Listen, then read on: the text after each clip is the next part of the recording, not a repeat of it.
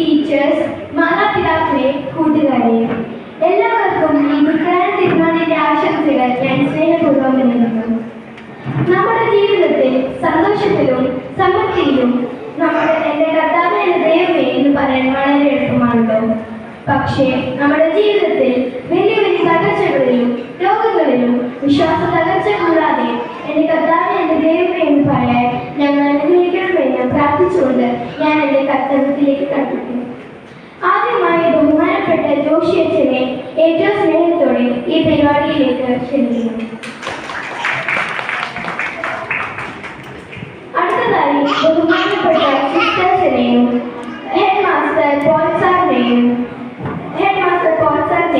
സിസ്റ്റേഴ്സിനെയും ടീച്ചേഴ്സിനെയും മാതാപിതാക്കളെയും കൂട്ടുകാരെയും ഈ പരിപാടിയിലേക്ക് സ്വാഗതം ചെയ്യുന്നു. എല്ലാവർക്കും ഒരു നല്ല ദിവസം ആശംസിച്ചുകൊണ്ട് ഞാൻ എൻ്റെ വാക്കുകൾ നിർത്തുന്നു.